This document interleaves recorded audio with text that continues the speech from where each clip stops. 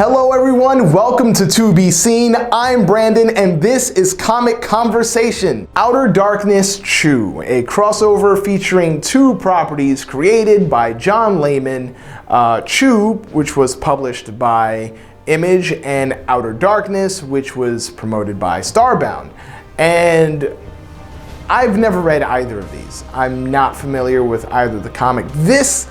This comic here is my introduction to both properties, and I might be invested in both of them. I'm gonna be spending some money now, it seems, because Chew is about Tony Chew, an investigator for the FDA, a special investigator. He's a psychopath, which means he gets psychic impressions from what he eats, which means he's gonna eat a lot of weird things. And that series, I believe, is 60 issues long, and now I have to go and read each one because I am interested, and I've seen some images where he's eating like a whole human foot to, I guess, help solve a mystery. It sounds really gross, but I guess I'm interested now. I am, and I'm going to be looking at it. Outer Darkness is a space sci-fi. I haven't read it before, so I can't say exactly, saying space sci-fi doesn't tell you anything. Are we talking horror sci-fi? Are we talking Star Trek sci-fi? I don't know. But we have these two very different genres, two very different characters, and we're gonna mash them together. And exactly how they do that is by taking, well, let's start with Star Trek. Let's do something like that. We're going to go and meet new species and, try to integrate them and see if we could join as one big intergalactic society. So we start out with that. We start out by meeting an alien whose communication, well, he doesn't communicate like you or me. He doesn't talk. There is no language. Only communicates through food and eating. You feed him, and if that conversation goes well, great. And if it doesn't, well, it sucks for you. So I use seasonings on all of your food when dealing with this alien race. Representing our side of, I want to say Starfleet. It's not fair. We've got the Galactic Service, that's what it is. And representing the Galactic Service is Captain Rig of the Charon.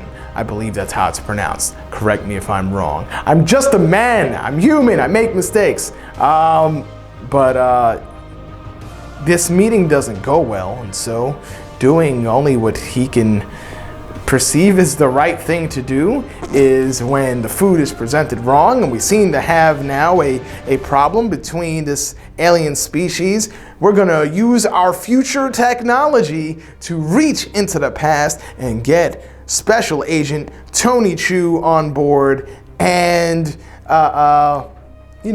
maybe he can prepare a better meal.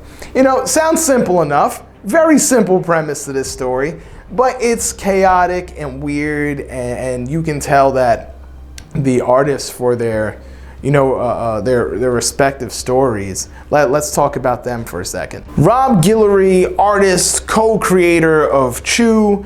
You can tell he's having a lot of fun. We see, I don't want to say hypnotized, but at one point we see Mounties with hatchets who are possessed by some LSD and toxic waste laced maple syrup.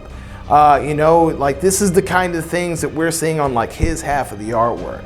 And I'm looking forward to seeing more. But there's this other page that looks like an advertisement for, I don't know if you want to say a wrestling match or maybe for animal fighting, but it features Pollo, who looks to be a cyborg chicken of some sort, taking on Shelvis, a crustacean dressed as Elvis. I don't promote animal fighting. However, that looks like a ton of fun. Chew looks like a ton of fun.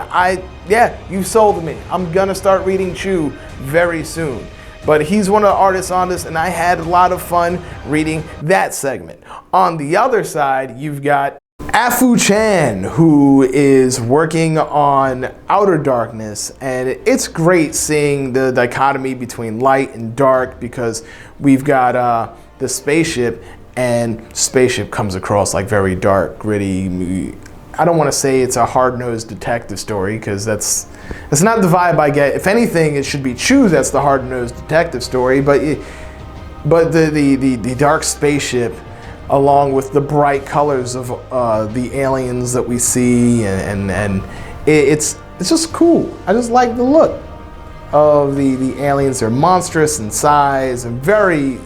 There's one particular one that's outside of the spaceship that's being held out by, I don't know, space exorcists, but it just really creepy, ugly looking creature on the outside. You can tell that both artists are having a lot of fun putting this story together, and I'm looking forward to seeing some of those aliens, because this is what's going to happen. I'm looking forward to seeing some of those aliens end up in the world of Chew, and seeing Rob get some of that. I'm looking forward to seeing some of the craziness from Chew coming into the Outer Darkness world, and both artists getting to play with, you know, the other team's respective world. It's gonna be a lot of fun. It's not much of a conversation if I'm by myself, so there's the comments below, and let me know what you think. Let's keep the conversation going.